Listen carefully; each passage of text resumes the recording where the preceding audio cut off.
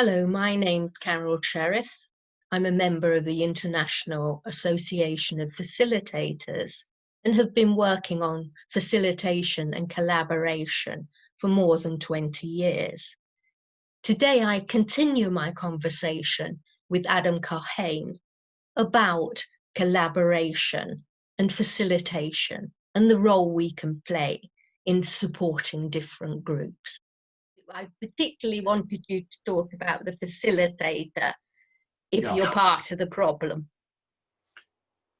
Well, this thing about the role of the facilitator, I think it's another one of these polarities. And the way I've been writing about it is that the following two statements are both true and both useful. The facilitator is a part, one word, A-P-A-R-T, and the facilitator is also a part, two words. And they're both true. Now, if you insist on only taking the first position, I'm a part, I'm an outsider, I'm here to help, that's not necessarily bad, but it's limited. And in the end, you will have a limited influence. And it's important to realize that and to not imagine that you're doing more than you are. And but if you can also work with the way in which you're part of the whole, and there would be a number of ways of thinking about that, but I think the most important is the one you've mentioned, which is that in this room or on this video conference, I'm part of the dynamic of what's happening, and what I do affects what happens, and I need to take responsibility for that, and I need to be tuned in that, for example, I may sense something happening that has not been articulated, but that is real and that we need to work with.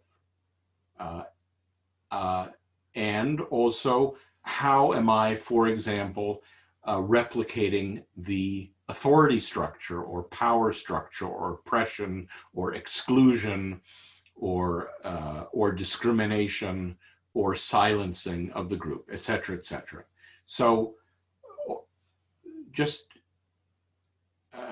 yeah, I think this is becoming clearer to me as we talk about it, that asking the question, in what ways am I a part, in what ways am I a part, two words, is really important. And it's the question more than any specific answer which is crucial. Bill Tolbert, who's written a lot on leadership, once said to me, he said, you know that old 60s expression, if you're not part of the solution, you're part of the problem? He said, that's actually not the important point. The important point is if you're not part of the problem, you can't be part of the solution. If you can't see how what you're doing is contributing to things being the way they are, then by definition, you have, there's nothing you can do about the situation except from the outside by force. So I've been saying this for years because it really struck me. But I think the difficult part of that is, okay, so where does the facilitator play into that? Because I think our tendency and habit as facilitators, or our default as facilitators, say, well, we don't actually have anything to do with this. We're from outside, we're just helping them, which is true and helpful in a way, but it's also not true and unhelpful in certain ways. So first of all, in the group itself, of course, what we do is affecting what happens, and we have to take responsibility for that. And also, we may well be dealing with a situation where we're emblematic of part of the way things are. In this new book, I recount the story of facilitating in my home country of Canada, a group of First Nations, Native Canadians. I was very happy to be coming home, knowing all this international stuff that I could now do where I'm from. And it quickly became clear that they didn't at all see me as from outside the situation. On the contrary, had a lot of difficulties with the group. They didn't trust me at all because they saw me very much as representative of the thing, of the problematic situation. So, yeah. So for the facilitator, this question of what is my role in this situation, either in the group or in the larger situation, and what do I need to do differently? Because ultimately, for the facilitator and for everybody else, the only thing, literally the only thing I can change is what I'm going to do next. And so we have to keep coming back to this. What am I going to do next? So can I pick your brains on this notion of power? Because I think as facilitators, we sometimes just almost ignore the fact that we work with power, both, you know, the power, I'll call it in the room. It's not always a physical room, but also we have power ourselves. I wonder, you know, how do you, because I know you put power and love together, which is, that blew my mind when I first read about it too. How do you think about maybe power and then love? Yeah, so I've thought about it a lot, and I think it's very central in facilitation. The role of power, the role of love, the role of justice. This trio is what I've been playing with a lot recently, and I wrote a previous book called Power and Love. And I think these are great words and very useful, but of course, because they're also words that are used commonly, they have all kinds of different definitions. And if you're not clear about the definitions, it's hard to make much progress. So I use a very particular set of definitions. And for power, I use the definition that power is the drive of everything living to realize itself. So the drive to get things done, the drive to grow, to express oneself, and the starting point for me, I had a friend who said to me a long time ago, he said, "You seem to be quite down on power. Don't you realize that literally nothing happens without power?" So this to me was really helpful, that it's true.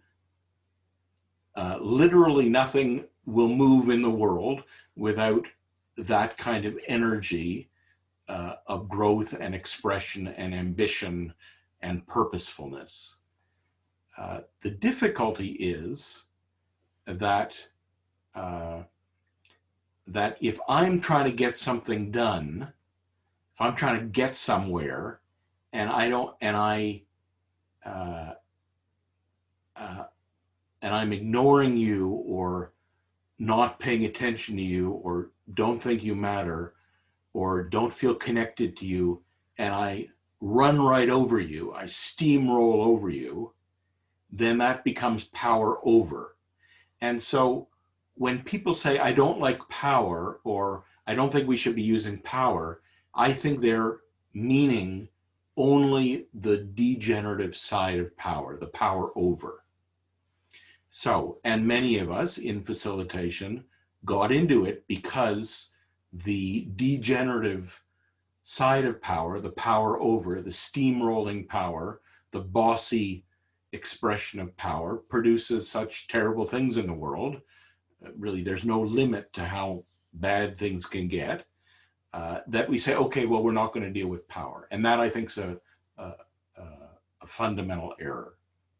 So yes, I'm very interested in the expression of power, the employment of power, the legitimate use of power by the people in a group or the people in a system, and by the facilitator. For the facilitator just, sit on the side and not do or say anything, this is really not useful, no. Now, so what I think's required is power with love. So power with connection.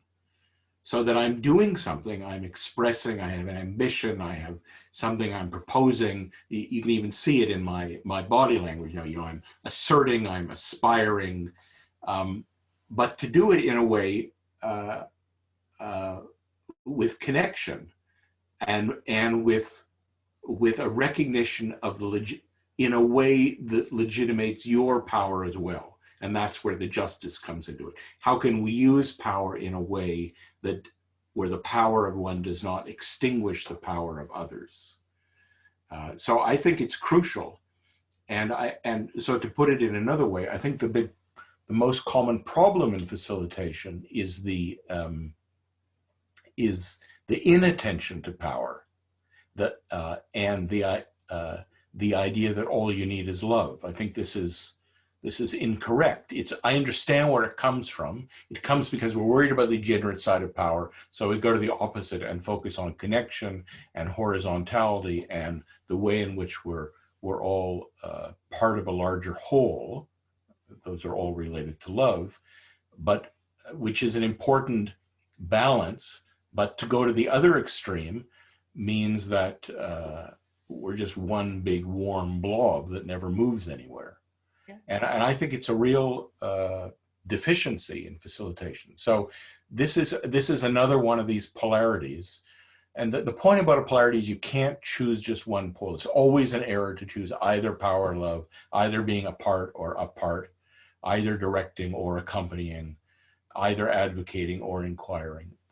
You have to work with both. And I would argue that that's actually the main skill of a facilitator, is to hold these key polarities, of which power and love is one of, if not the most basic. Thank you so much, Adam, for being with us today. It's been really, really interesting. And also thank you to all of those watching and listening. I hope you've enjoyed our conversation. I also hope you're inspired, and I'm sure you have your own views on Adam and my conversation. If you'd like to take part in that wider conversation, please feel absolutely free to post your comments on the Wilson Sherriff YouTube site, or connect with us on Twitter using @CarolSherriff and @Adam Kahane. I really look forward to hearing from you.